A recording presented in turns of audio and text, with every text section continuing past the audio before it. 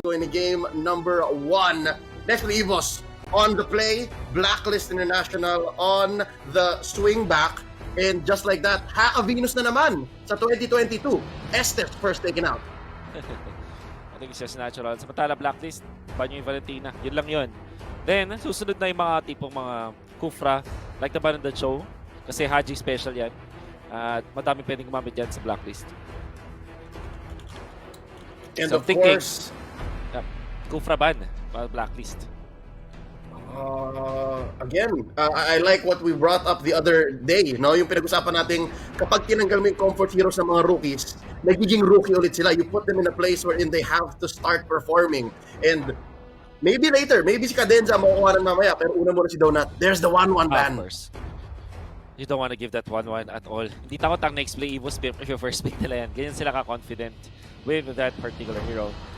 Sa Blacklist International, siguro may sagot din sila talaga dun sa Kufra kaya di na automatically binaban.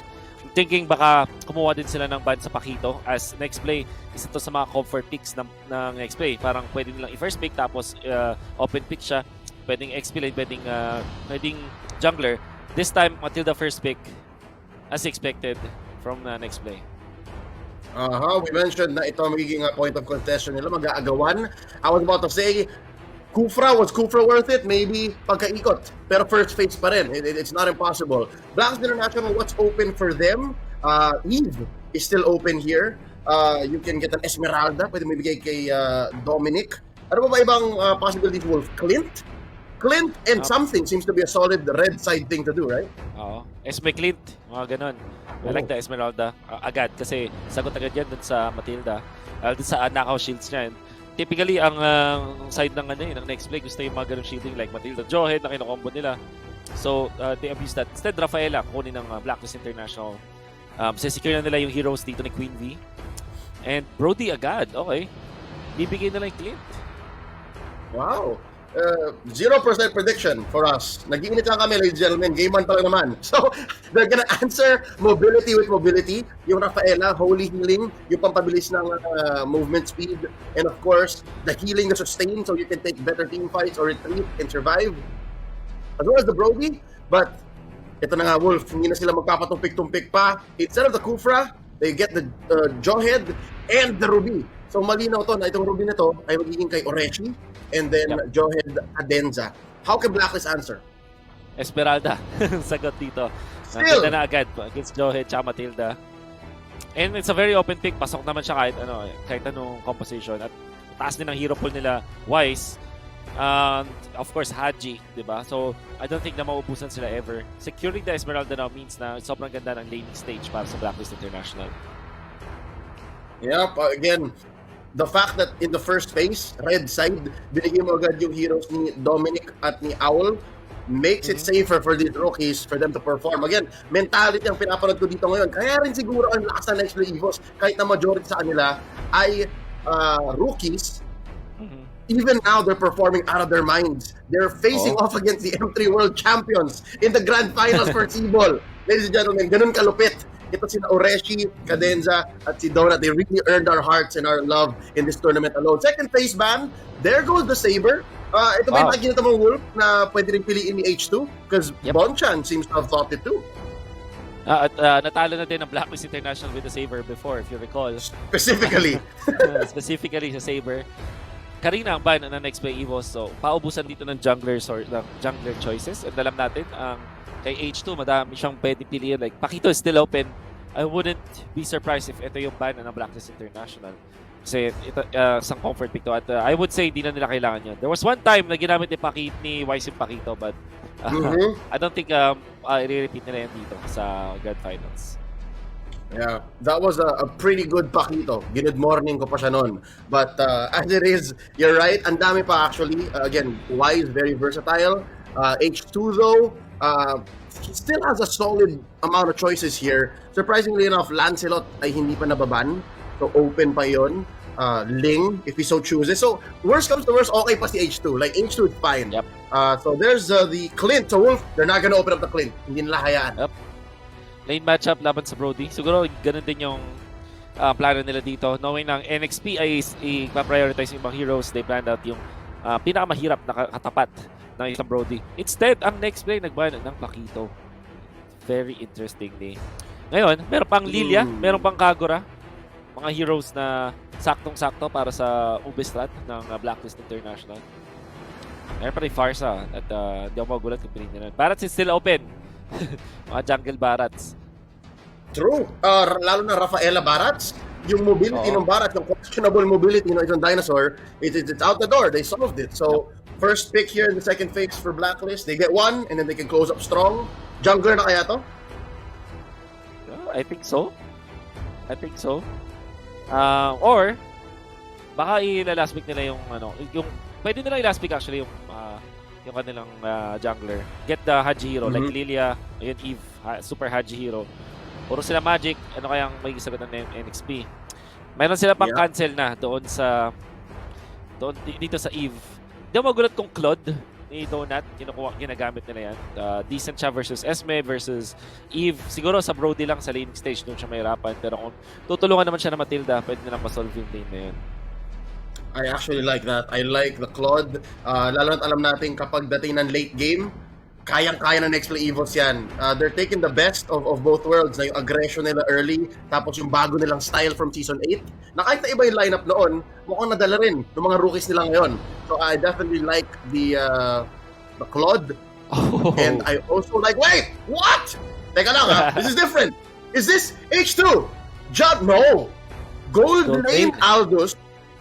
And no. You know what? Pinapakita tayo ni Zico. Zico still, sinasabi ko tayo ni Zico. Kasi pwede rin mag-switch in. Pwede nga. Kailangan ngayon ng Aldous killer ng Blacklist. Wonder if, actually pwede sila mag-barrats pa rin. Para makagat agad. May setup. Still, yes. Para makain. Still very good. Maka-carry, ganun. So that you have true damage versus this Aldous. Kasi kailangan mo na physical na dito for Blacklist. Puro magic damage yung kanilang composition. This, of course, except the Brody. Yep, and they lose the scaling battle kung hindi nila matapos agad-agad. So instead, you see why he's picking up the Aulus. Physical, yes, pero tama ba to, Wolf? Will he win eventually if ever makarating sa point na stacks on stacks na ang Aldous? Pwede kung mabilis ang tempo nila. Meron silang Rafaela. So I think doable. Aulus is decent versus Yisan Chin. Kasi si Yisan Chin, farmer siya. Isa lang i-dash niya, basically. Unless, of course, makapag-passive siya. Magamitan niya yung passive niya. Tuloy-tuloy. Pwede lang makadash away.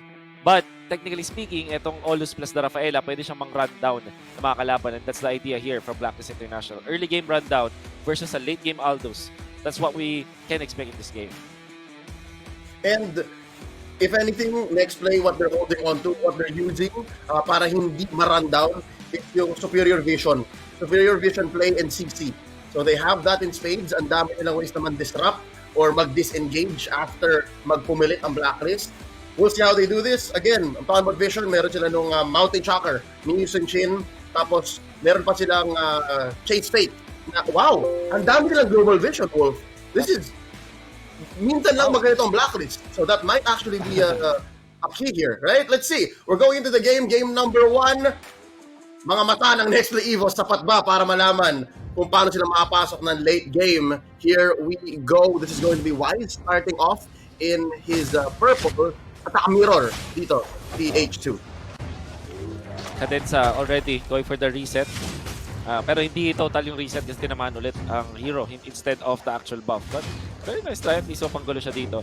Yung presence siya lang dito, pumukunat na yung mga jungle creeps eh. So, mapapatagal ng konti. Yep.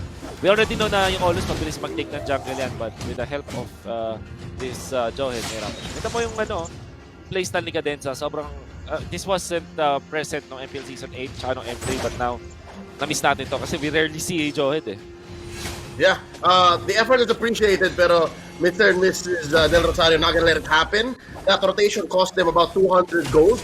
In the lead, 1 minute in, makapag-boots agad si Haji, penetration beats. And yes, lamang ang next play sa Vision, pero pagdating sa rotational speed, Blacklist has it now. Ngayon, matcha-check naman dito si H2, Cadenza, Haze, nalapagan dito si Oh My Venus ng mga Wisps. and that's going to be Hayes, put down to a third of his health. So far, so good. Just like that, ang layo na pala ni Wise. Ang bilis niya mag-farm. This is a very fast Aulos. Yeah, I wonder. Pwede niya gamitin tong tempo na to para manggulo. Kunwari itong bottom lane, meron kang ultimate, tas pwede nilang i-go yung kaso. Si GL card. Si V. Kamot dito pa. Close, but not quite. Aldous, first blood on the gold lane. Aldous, donut falls, pero may trade. Mountain Shocker on a recalling of Venus. And ngayon papasukin ni Cadenza underneath the turret. Tapat yung damage, pero may trade.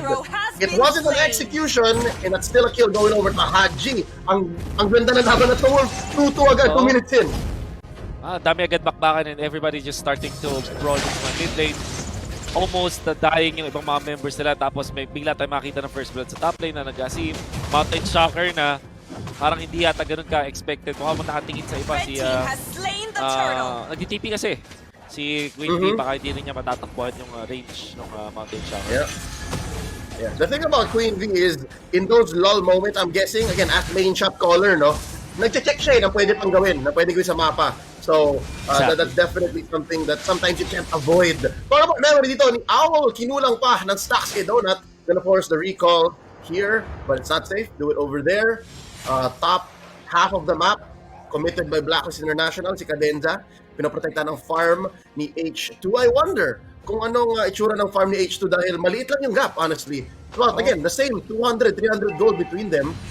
And it's still gonna be all about that Mountain Shocker, that vision. Oh, ang daming gold. Free gold on the stern up top. Cadenza, threatening one, Holy Baptism. Malalapagan ba dito? Mabibigyan ba si Hayes? Answer's no. In fairness, mas mayaman dito si Yisan Shin, which is H2 over Wise. So kahit may lead the Blacklist International, overall, may mga mayayaman na sa NXP Evos. And maybe they can use this to get some kills in the map. Mr. Salonga got that paper. Let's see where Blacks International can make up for it. Economy-wise, no? Lamang sila mas spread out. Siguro yung pera ng Blacklist. And there was a wind talker, I believe. And here's something to notice. Before we talk about that, here's a big team fight. First, a stun. Nabitin ng isang stack. Torn apart memory. Hindi naman makakuha si Owl mid lane. Force push here. Let's talk about it, Wolf. Demon Slayer. Previously known as a Mage Killer on Wise. That emblem. Para di mapabilis mo ng teamfight. This is not the first time he used it. At siya rin isa sa mga proponents nitong emblem na to. Kahit pa dating-dati pa, I mean, years ago, nung hindi pa siya part ng Blacklist International. And it's all about just heavy farming. Talaga yun eh. Try mo maging ahead sa kalaban mo and then use that gold advantage para manalo sa mga duelo. And eventually we'll see it in action, especially when they start taking these major objectives. But wait, fight down here in the lower half of the river. Ureshi dashing on through. Guiding me papunta kay Hayes. Let's see. Oh, reward manipulation put in by Sonic Imam. Haji with that stun. Cadenza goes down. The slow and the turtle claim going over Mr. Del Rosario, Blacks International, making that lead all the more present. 1.5k about in 5 minutes. Sobrang ganda ng execution ng Blacklist International. Hindi nakapwesto yung next play Evos and Blacklist was able to use Haji's ultimate real world manipulation. Na-nerf na ngayon pero it looks like the able hands of Haji, alam niya yung calculation and was able to get a kill on Cadenza. Nung wala ng HP si Cadenza, na kinaya na ng Blacklist International na mag-turtle ng safe. And essentially, that led to more of a lead dahil nababalance nung lane na yun sa top lane. It alleviates some pressure. Down bottom, Ureshi versus Dominic. Wolf, kanina pa natin sinabing actually worth it yung first pick Esmeralda. Pero eventually nakuha pa rin naman. We're seeing now how it's doing so well. Dominic sitting at 1-0. All this while, si Ureshi bumabawi naman. Naghahanap ng bawi dito, especially in team fights. I think that's where we'll see it more. Hayes gets spotted. Same sila ng mechanics ng Rafaela, no? Same sila na parang they need to be a little close for the vision. Cadenza with the TikTok play! He gets one! And that's going to be a close call onto the Aulos by Pasiwai's defensive use of the real manipulation. Haji always, pati dito si Venus, making sure na nililigtas nila doon. Kasi sobrang ganda ng initiation na from Cadenza, but with all of the sustain na meron Blacklist International. Cadenza gets caught out here with a stun. Ao gets the kill. And so far, good news for H2. Nakuha niya pa rin yung kanyang purple buff. Pero tinamo papasok dito. Si Donut, gonna get stunned here. Still alive, surviving the field. Guiding wind on out. Another kill. Oh, max range on that Brody. And there's a jump. Sabay likod. Check out Dominic. May punish mo dito mula kay H2. Hindi siya mahuli ni Oreshi. They're gonna get away with this. 2 free kills on the side of Blacklist. Exactly. Kasi tinuloy ni Donut yung kanyang ulti at handang-handa si Venus with his holy baptism. Pagbaba na pagbaba, mag-heal na konti, tapos mag-stun. And obviously, may damage output na dito si Wise, pati si Haji. Really falling behind dito ang NXT, pero yung Blacklist, they're gonna keep the tempo up. Yep, and the choke has begun. 7 minutes in, after taking the turtle, swiftly going for the orange.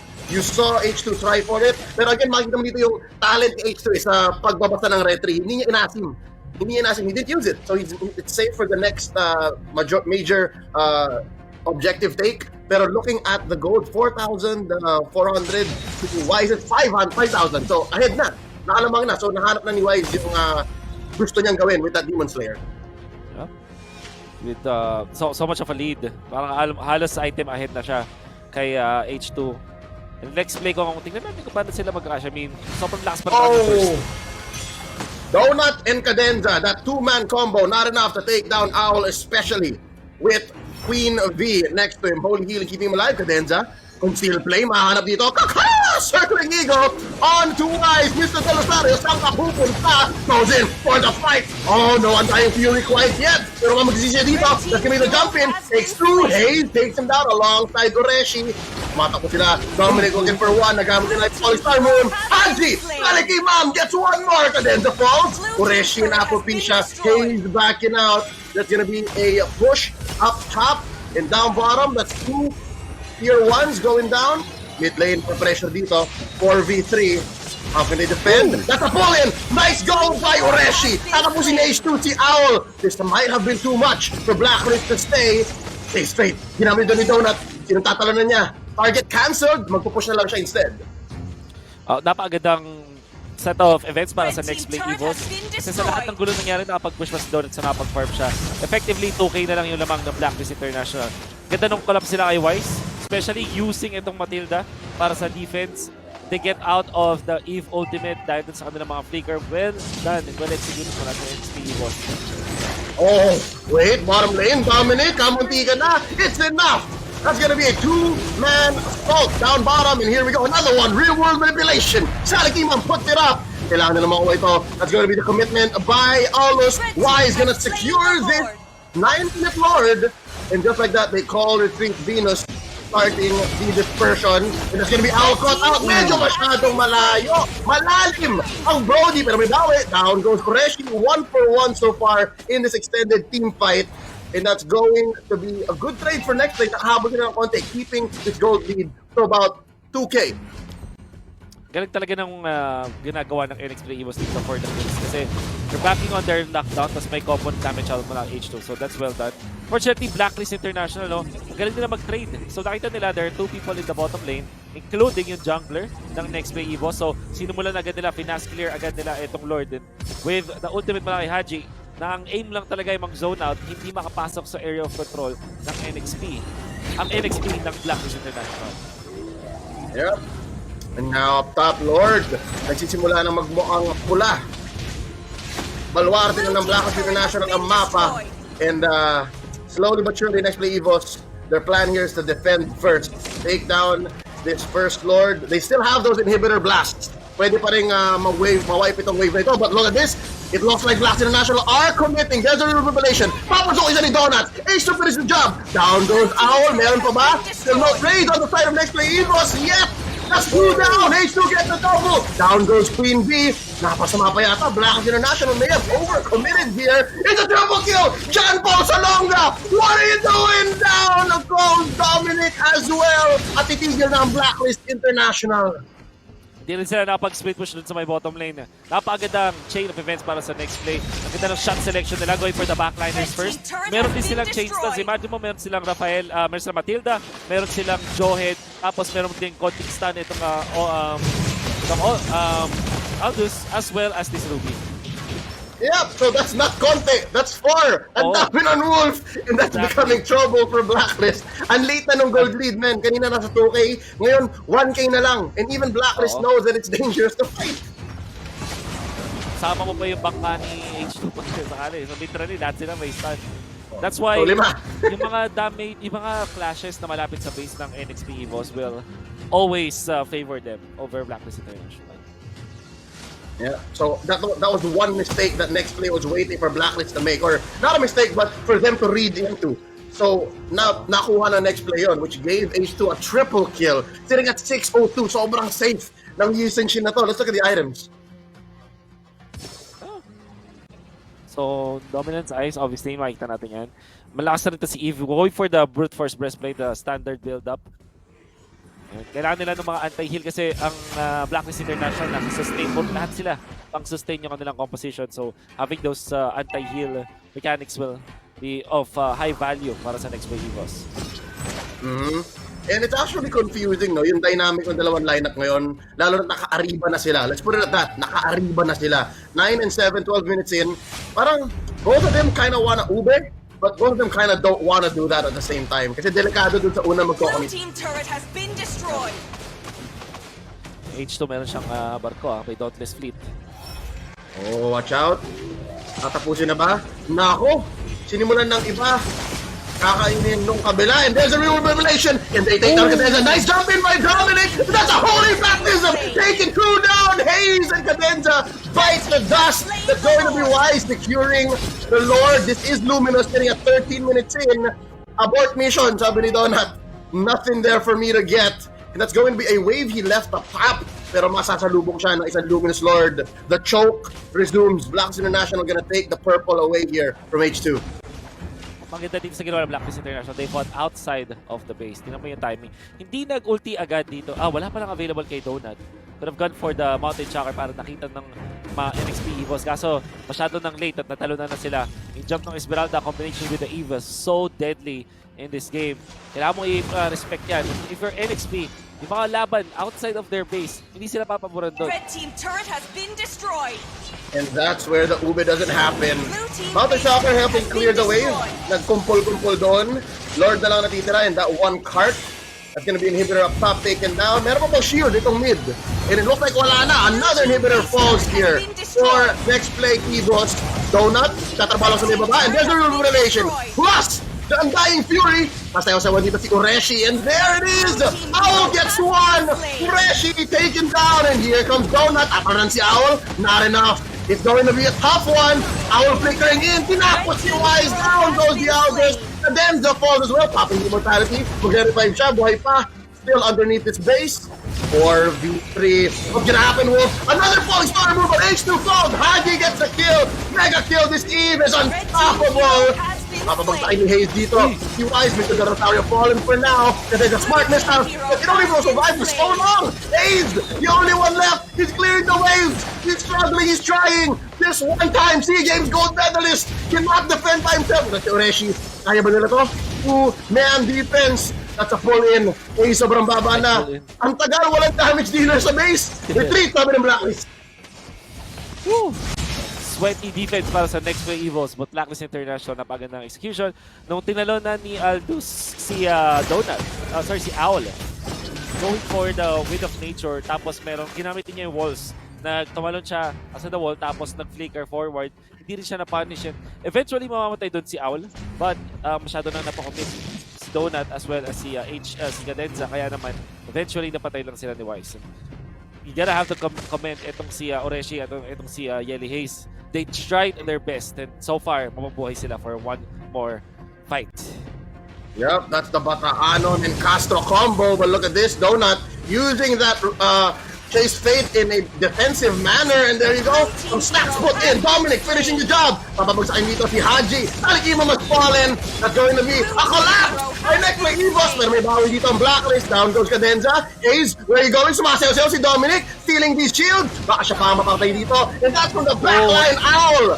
Audi, the assassin, the marksman assassin. Undying Fury keeping him down. Ureshi, buhay pa. That's still going to be a takedown, and it's just H2. John Paul Talonga wiped out. Owl scores the maniac. Blacklist International can smell the finish.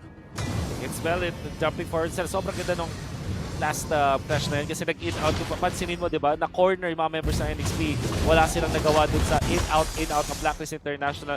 Very well orchestrated na fight, and every time yung pinakahuling clash, nagsimula siya nung nahanap nila si Aldous, and without Aldous, dapat huli Aldous dadating para may panggulat ang side ng NXP Evos. Dahil nauna si Aldous, kinumit na nila yung ultimate ng Rafaela, which was the Holy Baptism, tapos ultimate ni